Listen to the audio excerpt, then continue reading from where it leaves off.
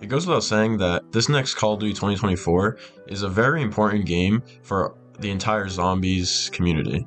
This is going to be the game that defines if zombies will continue or not, considering the last two releases weren't as liked as previous titles. And so I want to talk about that. So here's 5 things that I think this COD 2024 game is going to need in order for zombies to succeed. Coming in at number 5 is buildables. Not the most important thing on our list, but buildables is something that's been pretty important in zombies since Mob of the Dead, and it's a very important feature that just adds so much creativity and so much personality to zombies. We did have some in Cold War, but I just don't think it was the same as even Black Ops 4 and before that. I think we need to get rid of that armor system and return the shield, because the shield is just so beloved and it's a better system to me than having to go buy armor every round. I'm not a big fan of armor, and I think the shield is just a better mechanic.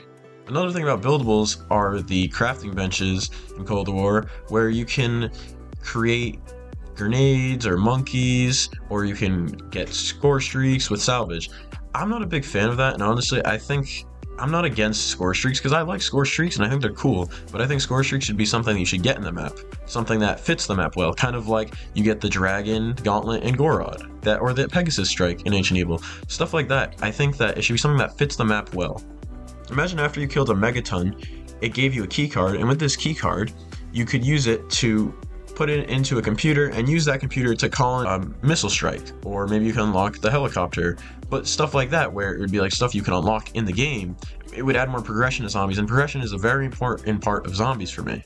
Coming in at number 4, and I think this is very important, is characters and customization. So for example, in these last few games we've just been using operators. I think we need to let go of this operator system. I think that one of the most important features to zombies is having 4 main characters.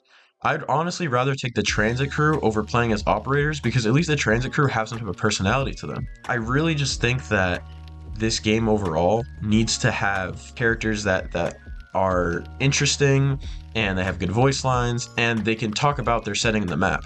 Because in Cold War and all these more recent games, the way they do it is you're just 4 random operators that you choose, and then you just have like the 4 main characters basically talking over you the whole time, which I think is stupid, and I don't understand any real reason why that should be happening.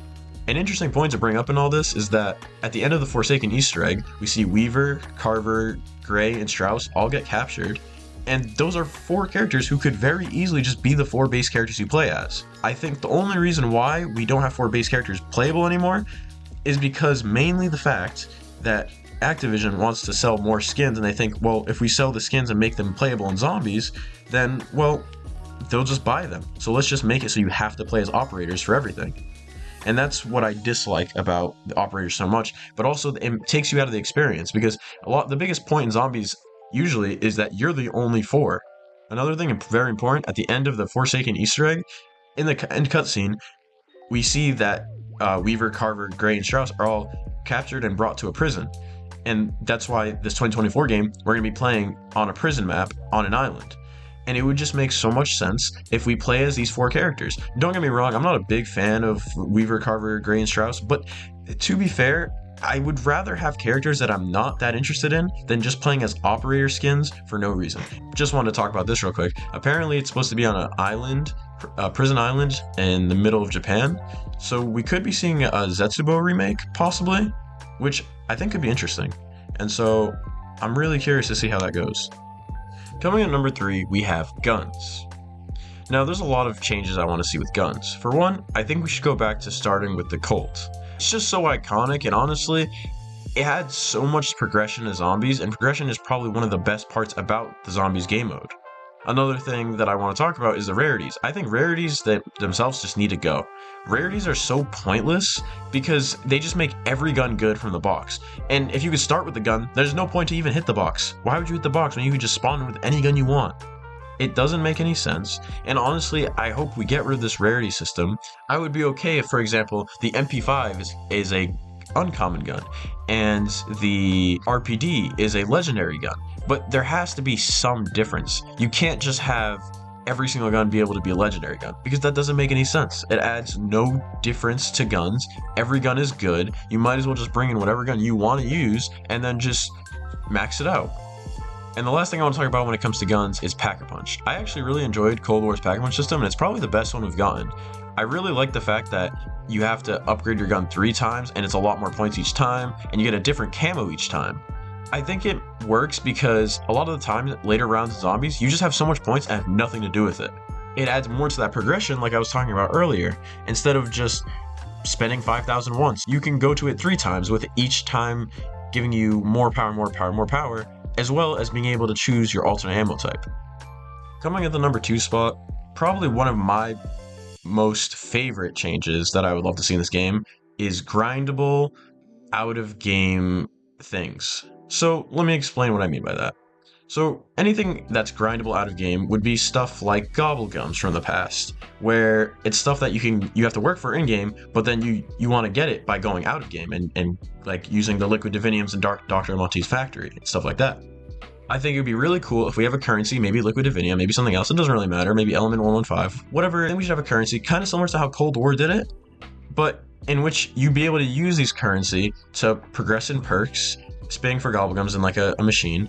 And then also is a zombies item shop. Similar to Fortnite, how Fortnite has a daily item shop, we should have a zombies item shop. Something that we'd be able to go into and use our points that we've earned in game. If they want to add it as something you can pay for too, sure, whatever, because it's Activision at the end of the day, so you have to expect some things you're gonna have to pay for. But I think it would be really cool if we could have like a zombie item shop. Maybe one day in the item shop is Richtofen, the next day it's Nikolai, the next day it's Scarlet. Things like that I think would make the game way more integrated, and it would make zombies feel like its own game more so than a side mode that is just tagged on along and tried to become Warzone-ified. I hope that you guys think this change sounds cool, so let me know what you think about this. Another big change about grindable out-of-game stuff is, and probably one of my most sought-after ideas in all of zombies, and this is what I thought how Cold War was going to work, because in the beginning of Cold War, if you guys don't remember, we were all like, oh, you're going to be able to upgrade your perks and have like a skill tree. We can still upgrade perks, yes, but it wasn't in the same way that I want it. See, the way I want it is like a skill tree. So the skill tree would be basically 2 different ways. So let's say you had Jug. You could go for Jug, or maybe it could be like a Jug that's combined with Stronghold. Or maybe you want to go the training route, which would make it so you have Widow's Wine integrated. And you'd only be able to choose one of these. So you wouldn't be able to have both things activated at once. It's not like you just, how in Cold War, you just go into the menu and then just buy everything and then you got everything activated. No, you'd have to make sure that when you're in the main menu, you create a class, and whenever you create your class, you'd have to say, do I want the training side of Jug, or do I want the camping side of Jug? And then whatever you choose, that's what you're going to use in that game. And it would be cool, and it would take some elements from Black Ops 4, some from Cold War, but without getting rid of them completely. Instead of trying something new and something that could be amazing if done well. Before we get into our number 1 spot, we have an honorable mention, which is maybe the number 6 spot for me, and that is a good HUD.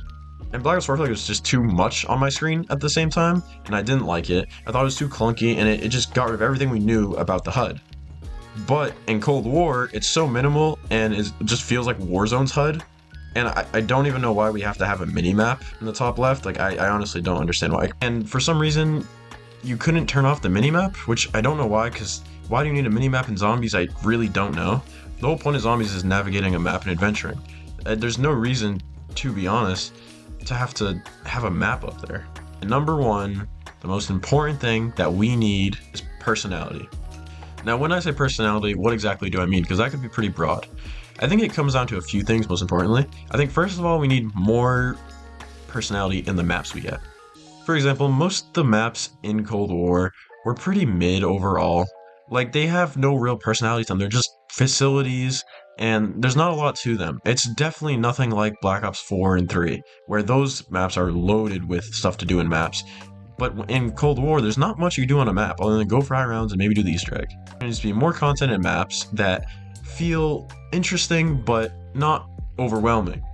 I also think we need more original content or zombified versions of it that are reused. What I mean by that is, for example, like zombies, we're getting a lot of just like Warzone and multiplayer leftovers that they just throw into the map because they want zombies to feel like Warzone. But I feel like Activision doesn't realize that We don't want that. The Zombies community is its own community. It's not Warzone, it's not multiplayer. And I understand they like think that, oh well, if we make zombies more like Warzone and multiplayer, we'll get more Warzone and multiplayer players to play zombies, but when you do that, you're removing the zombies community from it. I think they need to cater more to the zombies community than what they think the Warzone community would want. Because it doesn't really make sense for zombies to be focused on multiplayer in Warzone when it's called zombies for a reason. And it's not like we never got stuff from multiplayer before in Call of Duty. For example, basically every single specialist in Black Ops 3 is just reused assets, but changed a little bit and made to feel more like zombies. For example, the Ragnarok DG4s are literally just gravity spikes, but different skins. They also have some different abilities, and that's all they would have to really do for this next game in order for it to be good.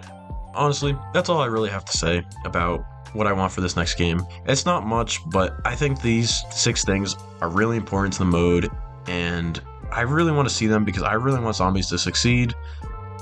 I talk about zombies a lot, and I make a lot of zombies videos, especially lately, but I hope that Treyarch knows what they're doing. I trust them, but I hope that they can find that same spark they did back in Black Ops 3. Anyways though guys, if you did enjoy this video, leave a like, subscribe, and in the comments let me know what you want in this next COD 2024 game. Because maybe you don't agree with me. Maybe there's some other things that you actually want to return that I didn't mention here, and I'll let you know what I think about that. But anyways guys, thank you for watching. See you guys in the next one.